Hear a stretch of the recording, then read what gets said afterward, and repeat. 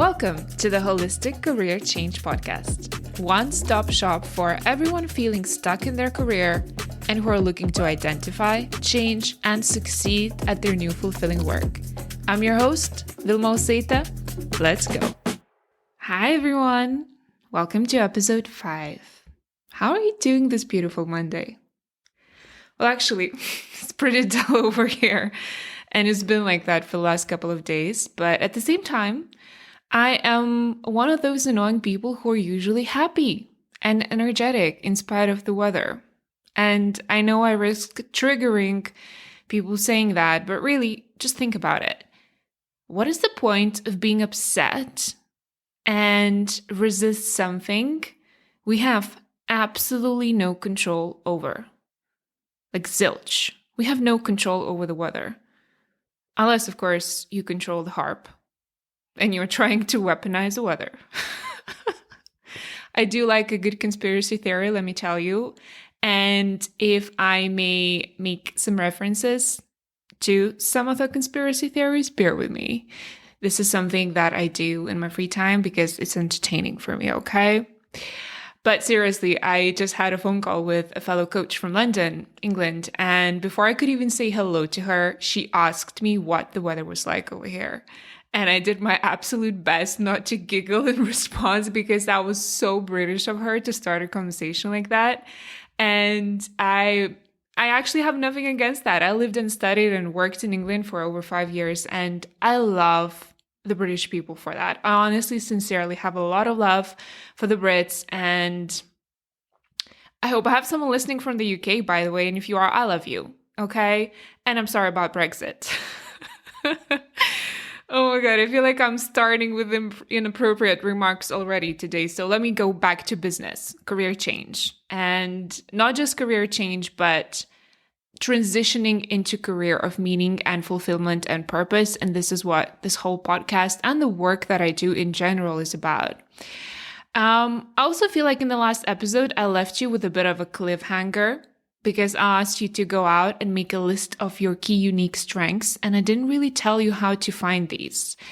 And you may say, Vilma, please, I know what strengths are. Thank you very much. This is what my reaction would be. Well, today I'd like to beg to differ, and I will explain why in a moment. But before we do that, I want to offer something to you. Now, I can't recall if I already emphasized this, and even if I mentioned it, I probably did not stress this enough. And that is the key premise you need to be aware of when going on a career change journey. I want you to open up to this idea that you actually already know what your next move should be. It's already there in your either conscious or subconscious mind. You know that. And I always say that this answer is most likely right in front of you, staring you into your face. But there might be several reasons why you are either not seeing it or you're not taking it seriously. Because that happens a lot. It's either of the two. What I've been seeing over and over again, either people are not consciously aware of it because they've been ignoring it for so many years, or they know it, but they don't think this could be an actual viable career option for them. You know, we human beings actually love to overcomplicate things. We like drama, and for some reason we think that we must go on to this elaborate hero's journey to find a dream career. And that belief alone may be exactly what is stopping some of you from acknowledging that something that's right there in front of you, that is your truth, and that is your next move. Another reason, like I said, why you may feel confused is because your answer is not conscious yet. That is, you carry it within you, but your mindset or certain belief blocks are not allowing you to acknowledge it yet. So with all of this self-discovery work that we started to do and we're going to be doing here, what you're actually doing is peeling the layers off. You are stepping into the process of unbecoming and stripping all that is not you, so you could just leave the core, the basics. The goal with this work is to get you your main operating system If you're a computer, you had a main operating system that you came into this world with. And you need to make the next decision from there, from your core. Right now, you may be feeling very convoluted and you may be having all kinds of conflicting operating systems installed in you, and they're working at the same time. That's why people get stuck. That's why people start believing in their fears, not making decisions, not committing to a potential career path, finding reasons why it won't work. But I want you to be very, very confident in the fact that that answer is already there.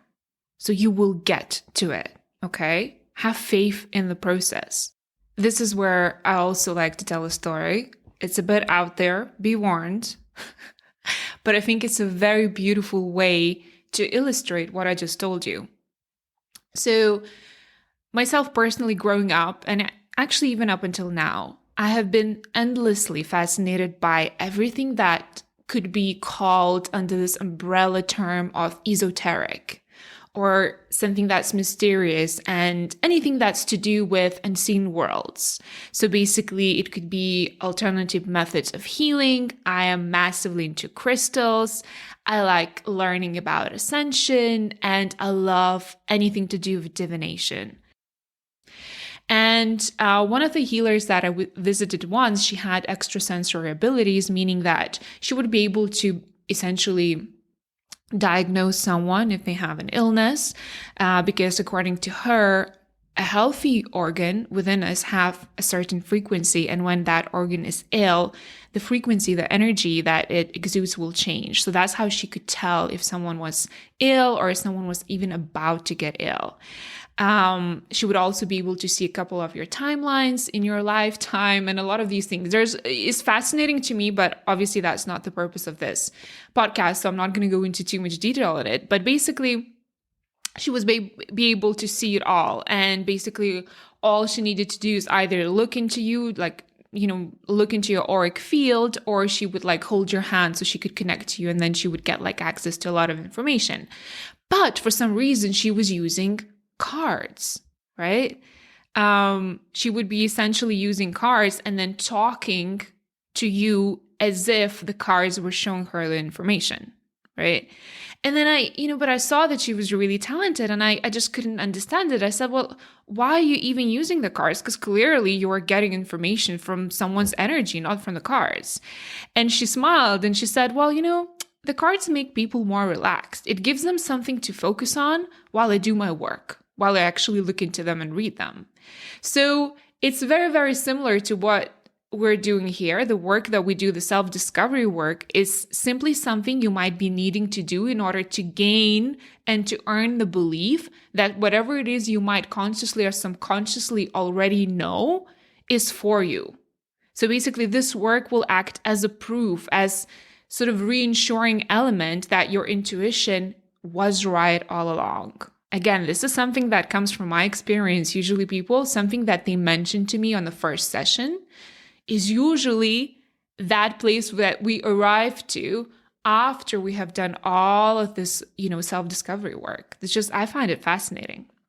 So in the last episode, I shared with you that in order to be strategic with our career change, we need to have direction. Now, for us to have the direction, we need to find out what career options will be in alignment for us, and for us very specifically. And to find out what's in alignment, we need to spend some time studying and auditing ourselves. And this is where conventional career change advice will probably take you to some psychometric tests, which, by the way, are a fantastic way to start. But I would not suggest to stop there. Okay, and I would not suggest to use the results of the test as the only information you work with, because a lot of times it could also confuse you even more. Now, the holistic approach, something that I preach and I believe in when it comes to career change, would be to look into the three main components or the puzzle pieces of yourself that will be that direction you need towards the right career path. So these are, firstly, your unique strengths, then your core values, and finally your passions or your bliss. And today I'd like to look into the first one, which is your unique strengths. Now here's a fact for you. And I hope I won't get, distracted here, because I am very upset about this, which is our educational system has not been teaching us how to capitalize on our strengths. I want you to just think about your experience, especially what you experienced when you were back at school. The usual experience is that we were consistently taught by default that we need to take our strengths for granted and make sure that we spend all of our time and effort focusing on working and fixing our quote unquote weaknesses. So for instance, if you were good at maths, but say, I don't know, you struggled with languages, we would rarely get a tutor to nurture your maths genius, but you would get a tutor for languages. I mean, seriously, think about it. Wasn't that the experience a lot of us had? And you know what it does? It makes us well-rounded, that's for sure. Like, it makes us average because it doesn't support our natural gifts. It doesn't support us developing our unique strengths, and it teaches us to completely shift the focus on that which is not working versus spending time and energy on that which already is working, versus like honoring the fact that we came with certain natural gifts that, if worked upon, could take us to unmanageable places. And you know, I get this question a lot, like, what is the secret of quote unquote successful people? And while there are many of them, there is one trait they usually have in common, and that is they have consistently focused on strengths, and they would find a way to outsource or manage around the weaknesses. Again, the example I always give is Richard Branson. He's dyslexic. He was not very good with maths, but he was an idea generator. He was exciting. He has an ability to basically put an idea into action straight away without deliberating. And he surrounded himself with people who would compensate for his weaknesses.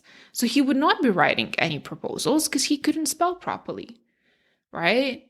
Or if you are Elon Musk, you did not become Elon Musk by also, I don't know, working on something that you are not passionate about. He was into science, he was into physics, he was into chemistry and a lot of other things. And sort of his environment supported him into continuing to develop his skill set and his interest. And these people are usually the exception to the rule. They didn't give in to the system that is trying to make us average at everything and outstanding at nothing. So imagine if we actually can still achieve pretty great results while working hard on weaknesses. Imagine the results that we could achieve if we focused only on working on our strengths. So, what is a unique strength? First of all, let me start by saying that strength is not just something you're good at or something that you do well. Because if you're like most people, you have some activities or tasks you do well, but you absolutely hate doing them. You could probably just look at your current position and name at least 10 activities you absolutely hate doing, but other people may perceive that you're good at them. That is, you have an ability, you can do it, you just wish you never had to do it again because it drains you, it's not interesting to you. So such activities cannot be called strengths. These activities are our weaknesses. So the simplest and the most precise definition that I can give you of the strength is an activity that strengthens you, an activity that energizes you. That is why a lot of you struggle with job search right now, because you're looking at your skills, things you have learned to be good at, and thinking these are your strengths. There's a huge misconception there. And that is why you feel low, and that is why you feel demotivated when you scroll through all those numerous job postings and you're reading descriptions that perhaps match your skill set or what you've learned to be good at, but there is no energy behind it. That is the old paradigm of looking for a job. And we need to shift towards a new one where we first of all redefine what is a unique strength. And that is also something some of you may be struggling with due to all of the reasons that I've already shared with you today. And also because usually what we're naturally good at, we don't even consider it to be a strength. For example, you may have extraordinary communication skills and you're able to relate to many people, you connect easily, but you happen to work in, say, a very dry, scientifically driven environment where numbers and models are king. In this place, your communication skills are not really being used if you don't have a lot of interaction with, say, customers. And perhaps your communication skills or you wanting to connect with your colleagues may be even looked down upon. And you will not be able to feel fulfilled, or you will not be able to feel appreciated at such a job or career in general. Because something somewhere along the way went wrong when you completely disregarded your natural ability to connect. And that may be causing you a lot of dissatisfaction when it comes to your career. This is what it feels like, and that's because that particular position is not utilizing your unique strengths. So, how do you go about discovering your strengths? There are certain signs you need to look for. I'm going to share that with you. So, signs, that actually is an acronym, and it consists of 4 parts: success, instinct, growth, and needs. I'm going to share all 4 of those in the episode notes. So for those of you who are visual, could actually look into that and take it away with you and do a little bit of work, an assignment that I'm going to share with you later. So first of the signs is S, the success. That means when you do the particular activity, you feel effective and you feel in control. So I want you to consider the things and the projects and the tasks and the areas of your life you've had success with. Because strengths usually help us to be successful with certain things. And you probably also receive great feedback from others in the areas of success.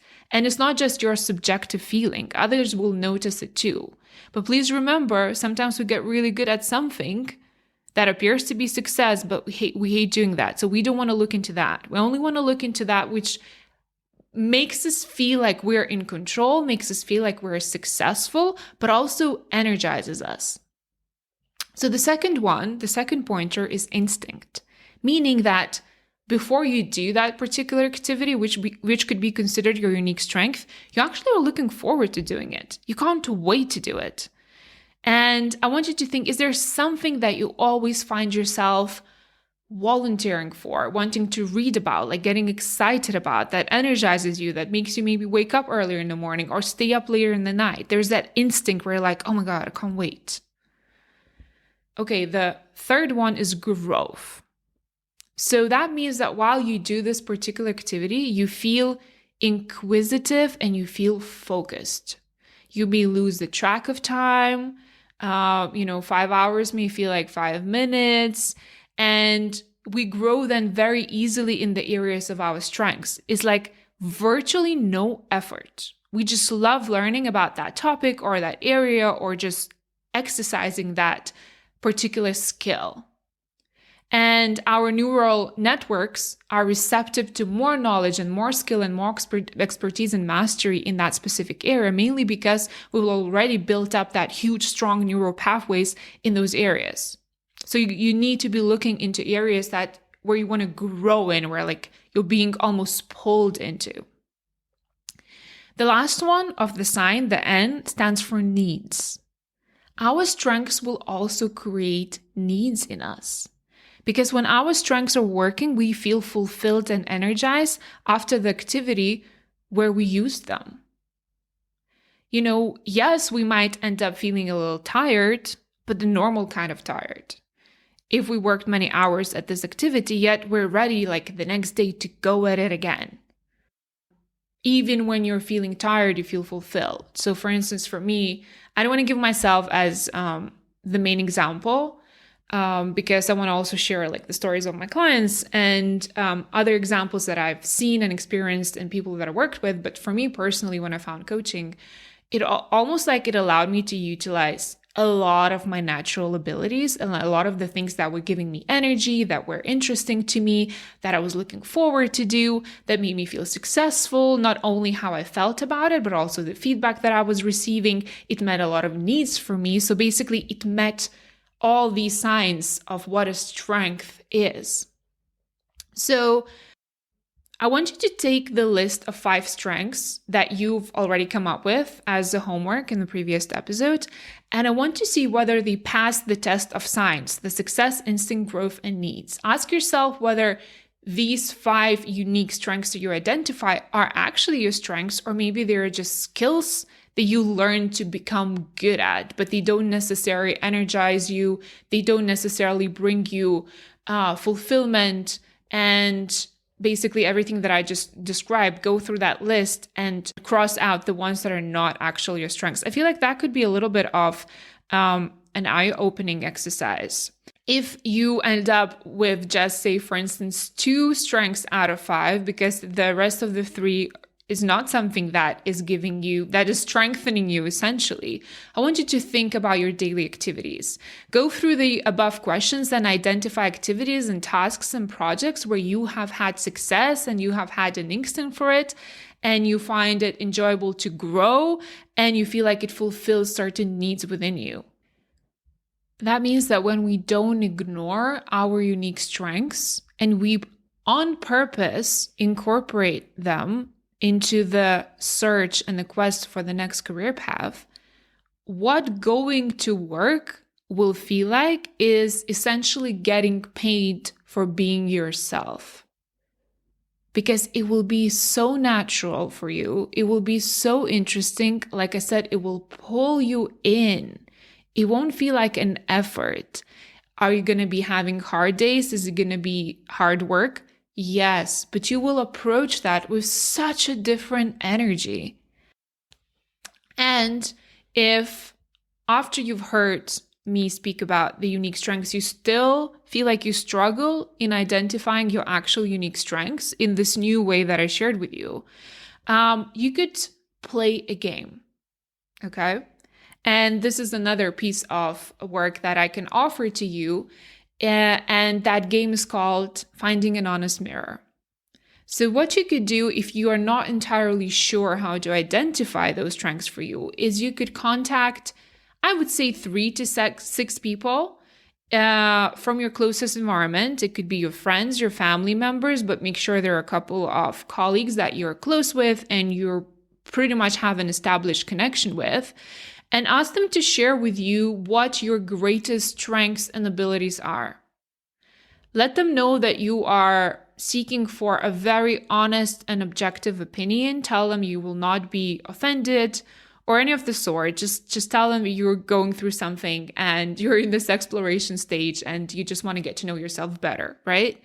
And they may not be listing the activities naturally that energize you, right? Because they're not you, they don't know that, but they will definitely steer you towards the right direction and they will definitely give you some information to work with, because probably amongst those qualities and strengths that they share with you, there will be some of those that will actually be your unique strengths, right? So that will help you to get over the block if you feel like I'm not even sure where to start.